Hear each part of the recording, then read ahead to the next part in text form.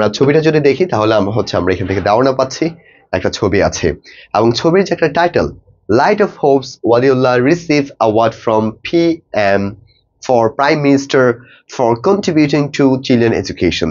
যে children education শিশু শিক্ষার জন্য একটা অ্যাওয়ার্ড অর্জন করছে আমরা ছবিটা দেখে হয়তো কিছু ধারণা পাবো এখন আমাদের যে আর্টিকেলগুলো আছে সেই আর্টিকেলের এক একটা কলামগুলো কিভাবে লিখেছে আমরা কিভাবে কলামগুলো ডিফারেন্স বা উপস্থাপন করব সেই বিষয়টা আমরা একটু দেখব ওকে আমরা এখন আসি ওয়ালিউল্লাহ ভুঁইয়া has received অর্জন করেছে ওয়ালিউল্লাহ ভুঁইয়া has received অর্জন করেছে the National SME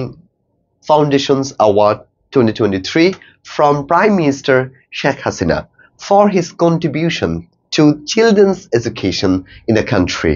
আমরা লাইনটা পড়েছি তাহলে কি বলা আছে ওয়ালিউল্লাহ ভুঁইয়া যিনি has received অর্জন করেছে তাহলে ওয়ালিউল্লাহ ভুঁইয়া একজন কে ছিল এখানে একটা লাইন গ্যাপিং হয়ে গেছে সে founder of the Light of Hopes যে Light of Hopes এর একজন কি ছিল ফাউন্ডার ছিল has received অর্জন করেছে তাহলে আমরা has received শব্দটা এখানে কেন ইউজ করছি কারণ এটা একটা প্রেজেন্ট পারফেক্ট টেন্সে আছে ওকে আর has কেন কারণ ওয়ালিউল্লাহ ভুঁইয়া এটা third person singular number the national SME Foundation Award 2023 তাহলে এটা কি অর্জন করেছে তাহলে এটা পুরোটা আমার একটা অবজেক্ট এবং অবজেক্ট রূপে আমার এখানে একটা নাউন ফ্রেজ আছে কি আছে একটা নাউন ফ্রেজ এবং আমরা জানি কখনো যদি দা দিয়ে শুরু হয় সেটা একটা নাউন ফ্রেজের একটা অংশ আর কোন শব্দের সাথে যদি এল থাকে তাহলে সেটা একটা adjective national SME foundation award 2023 from থেকে কোথা থেকে প্রাইম মিনিস্টার শেখ হাসিনা থেকে অর্জন করেছেন কিসের জন্য ফর হিজ কন্ট্রিবিউশন আমরা জানি কন্ট্রিবিউট একটা ভার্ব আর কন্ট্রিবিউশন একটা নাউন কন্ট্রিবিউশন কিসের জন্য কন্ট্রিবিউশন করেছে to children education in our country অর্থাৎ আমাদের দেশে শিশু শিক্ষা নিয়ে কাজ করার কারণে ওয়ালিউল্লাহ ভুঁইয়াকে দ্য লাইট অফ হোপস কে একটা কি হয়েছে পুরস্কার দেওয়া হয়েছে তাহলে এই লাইনের যে একটা স্ট্রাকচারটা কিভাবে লেখা হয়েছে আমরা যদি কনসেপ্টগুলো দেখি এখানে একটা সাবজেক্ট ইউজ করা হয়েছে সাবজেক্ট ইউজ করার পরে আমাকে এখানে একটা অ্যাপোজিটিভ ইউজ করা হয়েছে কি ইউজ করা হয়েছে একটা অ্যাপোজিটিভ এখানে একটা লাইন উজ্জ্ব আছে Waliullah Bhuiyan founder of the light of Hopes একটা অ্যাপোজিটিভের পরে আমার এখানে ভার্ব ইউজ করা হয়েছে ভার্বের পর আমার একটা অবজেক্ট তাহলে অবজেক্টটা একটা নাউন ফ্রেজ রূপে একটা কি করা হয়েছে অবজেক্ট ইউজ করা হয়েছে এবং আমরা জানি অবজেক্টের পরে একটা সিকোয়েন্স দিয়ে লেখা হয় সেটাকে আমরা বলতে পারি এমপিটিআর কি বলতে পারি আমরা এমপিটিআর তাহলে এমপিটিআর মানে কি এম মানে ম্যানার পি মানে প্লেস টি মানে টাইম আর মানে রিজন তাহলে কোড থেকে একটা থেকে বোঝাচ্ছে একটা জায়গা থেকে from prime minister Sheikh Hasina কিসের জন্য আমাদের এখানে কিন্তু সময় নাই তাহলে জন্য আছে কিসের জন্য for his contribution to children education in our country আমরা চাইলে কিন্তু এভাবে একটা লাইন লিখতে পারি যেমন আমি বলতে পারি I has received a scholarship from this center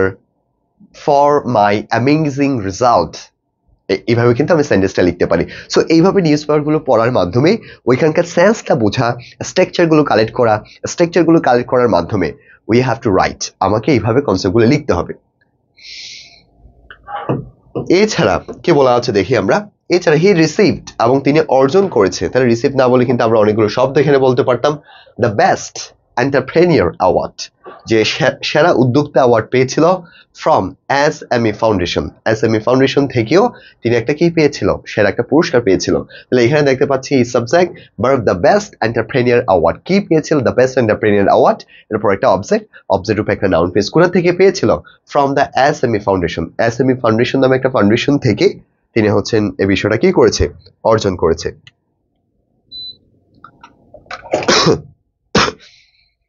offer by যেটা মূলত অফার করেছিল অফার পর বাই কোন কিছু ধারা মিনিস্ট্রি অফ কমার্স যে বাণিজ্য মন্ত্রণালয়ের অধীনে বাংলাদেশের বাণিজ্য মন্ত্রণালয়ের অধীনে সেটা কি করে থাকে অর্জন করেছে দিস ইয়ার এই বছর দিস ইয়ার এটা একটা অ্যাডভার্বিয়াল ফ্রেজ কখন এই বছর this year a total of 7 founders total কয়জন ফাউন্ডার্স 7 জন ফাউন্ডার্স have received it তারা অর্জন করেছে দিস ইয়ার কিন্তু একটা অ্যাডভার্বটা কিন্তু আমরা শেষেও কিন্তু ইউজ করতে পারতাম আমি দেখাবো a total of 7 founders have received this award এটা অর্জন করেছে সেন্টেন্সটা চাইলে কিন্তু আমি এভাবে লিখতে পারতাম a total of 7 founders have received this award this year এভাবে কিন্তু লিখতে পারতাম তাহলে এখানে শুরুতেও কিন্তু আমরা কনসেপ্টটা দিতে পারি প্রাইম মিনিস্টার শেখ হাসিনা আমাদের মাননীয় প্রধানমন্ত্রী হ্যান্ডেড ওভার শব্দের অর্থ হচ্ছে কোনো কিছু দেওয়া, কোনো কিছু যে কারো কন্ট্রোলে দিয়ে দেওয়া। Hand over the award on Sunday, যে রবিবার সে হচ্ছে অ্যাওয়ার্ডটা হ্যান্ড ওভার করেছিল, জিনিসটা দিয়েছিল। যেমন বলতে পারো my father hand over the responsibility of my house, আমার হাউসের রেসপন্সিবিলিটিটা আমাকে কি করেছে, হ্যান্ড ওভার করেছে। ডিউরিং ইনঅগ্রেশন সেরেমনি, ইনঅগ্রেশন মানে হচ্ছে যে উদ্বোধনী অনুষ্ঠান, যে একটা উদ্বোধনী অনুষ্ঠান of the 11th of the national SME fair 2024, যে 11তম ন্যাশনাল এসএমই ফেয়ার 2024 সালে সেটা কি করেছিল, হ্যান্ড ওভার করেছিল। তো এটা বুঝেছে কোথায় হ্যান্ড ওভার করেছে, দেখো at the Bangabandhu international conference centre, যে আগারগাঁও আমাদের ঢাকা একটা ইন্টারন্যাশনাল কনফারেন্স সেন্টারে হচ্ছে সেটা কি করেছে, হ্যান্ড ওভার করেছে। তাহলে এইখান থেকেও কিন্তু একটা ধারণা নিয়ে হচ্ছে আমরা জিনিসটা কনসেপ্টটা লিখতে পারি। যেমন আমি বলতে পারি মাই teachers hand over the duty of my college at our orientation class, আমাদের orientation class in our college, আমাদের ওরিয়েন্টেশন ক্লাস in our কলেজের মধ্যে হচ্ছে কি করেছে, হ্যান্ড ওভার করেছে। তাহলে এইখানে একটা সিকোয়েন্সটা মাথায় রেখে আমি কিন্তু একটা সেন্টেন্সকে বড় করতে পারি।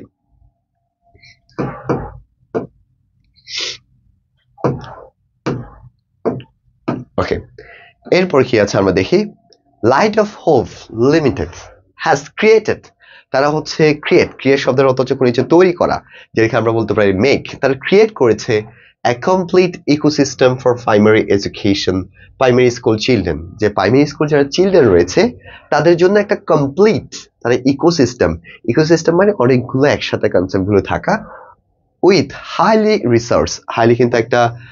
অ্যাডভার্ব, হাইলি উচ্চ লেভেলের রিসার্চ লার্নিং প্রোডাক্ট, অর্থাৎ তারা উচ্চ লেভেলের ভালো মানের রিসার্চ করা কিছু প্রোডাক্ট তারা কি করেছে, তৈরি করেছে,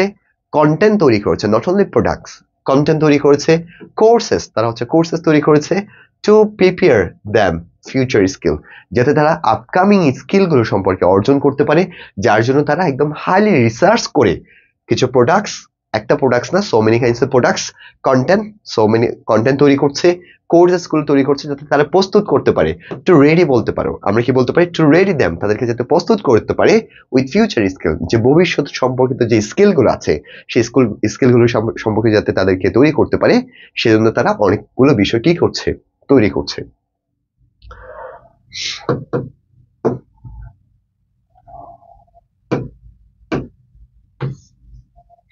ওকে, এরপর কি আছে দেখো, the Gupi,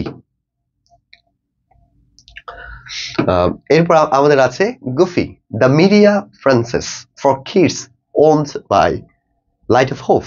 the light of হোপের একটা মিডিয়া ফ্রান্সেস হচ্ছে কি গুফি, এটা হচ্ছে কিডসের জন্য। Features a range of popular character, range মানে পরিসর, ফিচার তারা হচ্ছে কিছু বৈশিষ্ট্য যোগ করেছে, কিছু ফিচার যোগ করেছে, a range of popular character সবচেয়ে কিছু জনপ্রিয় ক্যারেক্টার, দ্যাট যেটি হেল্প চিলড্রেনকে হেল্প করবে, ডেভেলপ উন্নতি করতে। তাহলে আমরা কি বলতে পারি, হেল্প, এখানে হেল্প হচ্ছে একটা কনসেটিভ ভার্বের পর সরাসরি ভার্বের বেস ফর্মটা বসে। এমপ্যাথি সহানুভূতি, ক্রিয়েটিভিটি সৃজনশীলতা, ইনোভেশন যেটাকে বলে problem solving skill, and emotional intelligence, যাতে ইমোশনাল ইন্টেলিজেন্স এই বিষয়গুলো যাতে তারা অর্জন করতে পারে, সেজন্য তারা কি করেছে, কিছু ফিচার যুক্ত করেছে, এবং তার মাধ্যমে চিলড্রেন এই বিষয়গুলো অনেক সম্পর্কে কি করবে, তারা হেল্প পাবে। বেসড অন দিস ক্যারেক্টার, এই ক্যারেক্টার গুলোর উপর নির্ভর করে, সাধারণত বেসড অন শব্দের অর্থ হচ্ছে কোনো কিছু নির্ভর করা। হি হ্যাজ রাইটেন, তিনি লিখেছে, and published এবং লিখেছে এবং প্রকাশ করেছে, চিলড্রেন বুকস, যে শিশুদের বুকস, উইথ ওয়ান্ডারফুল স্টোরিজ, অসাধারণ স্টোরিজের মাধ্যমে, কন্টেনিং সেখানে সংযুক্ত ছিল powerful and life changing messages, এবং সেখানে সংযুক্ত ছিল পাওয়ারফুল এবং লাইফ চেঞ্জিং কিছু মেসেজেসের কিছু লিখেছে এবং প্রকাশ করেছে কিছু বই। ওকে,